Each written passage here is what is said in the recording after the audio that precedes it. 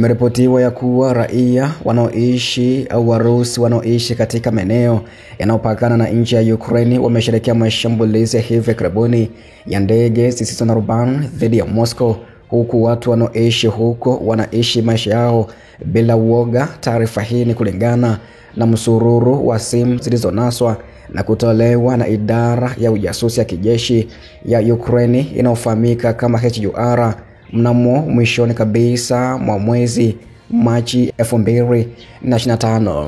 Inakumbukwa Machi 11 Ukraine iliweza kuanzisha shambulizi kubwa zaidi la ndege zisizo na rubani dhidi ya mji mkuu wa Urusi wakati wa vita vikali, ambapo ndege zisizo na rubani 74 zilitunguliwa zikikaribia kuingia mji mkuu wa Moscow mapema asubuhi siku hiyo, ambapo pia mikoa ya Belgorod na Bryansk zinapakana na Ukraine na mara nyingi hushambuliwa kwa kuwa ni maeneo mawili ambayo majeshi ya Urusi huanzisha mashambulizi ya makombora na ndege zisizo na rubani dhidi ya miji ya Ukraine.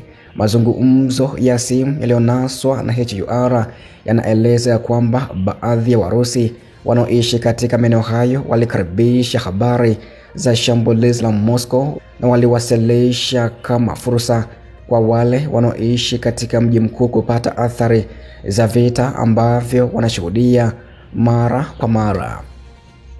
Wanaishi maisha yao bila hofu, bila kujua chochote.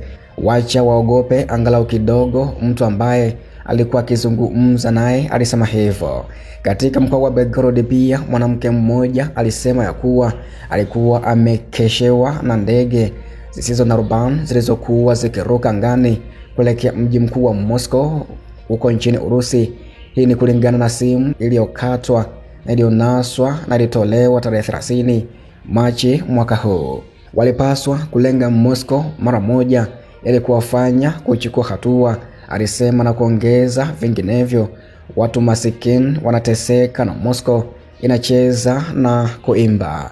Ikiwa hawatachukua hatua za ulinzi, sote tutavunjwa, aliongeza hivyo katika taarifa hiyo. Katika mazungumzo mengine yaliyochapishwa tarehe 31 Machi, wanaume wawili katika jimbo la Belgorod au mkoani Belgorod nchini Urusi walikisia ya kuwa sababu ya televisheni zao kutofanya kazi ni kwa sababu ya mbinu za elektroniki za kukabiliana na vita dhidi ya ndege zisizo na rubani kutoka Ukraine.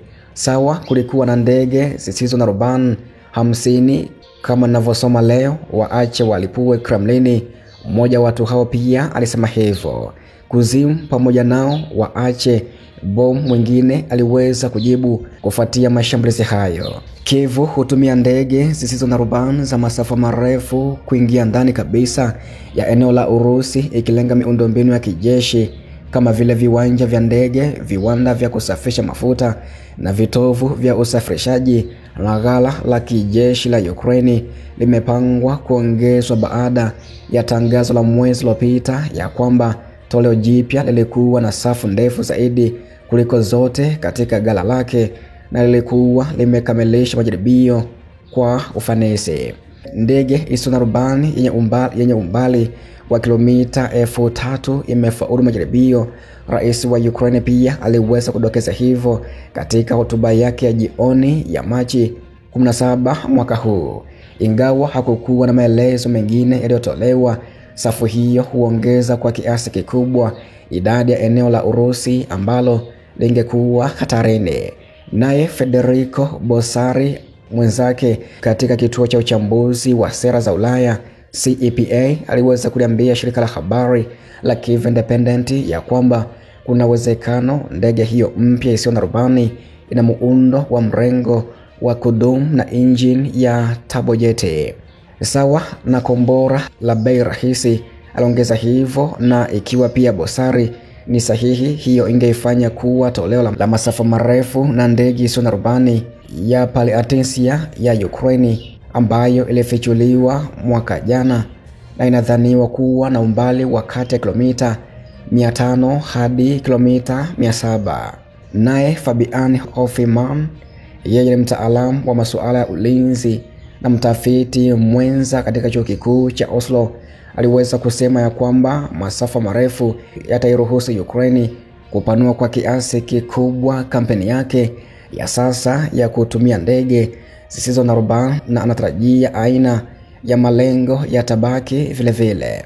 Miundombinu muhimu zaidi, mitambo ya kusafisha mafuta, vifaa vya usindikaji wa mafuta, alisema, na kuongeza jambo lingine linalokuja akilini mara moja ni vifaa vya uzalishaji wa aina mbalimbali za vifaa kwa upande wa Urusi ambavyo labda vilikuwa nje ya eneo la lengo la mifumo ya zamani ya drones.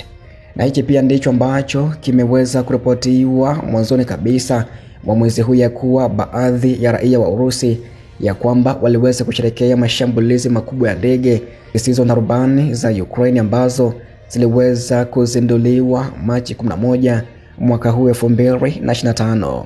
Taarifa zingine na kuahidi ya kwamba nitazidi kukufahamisha hapa kwenye chimbo letu la habari za kimataifa kutoka huko Urusi na Ukraine.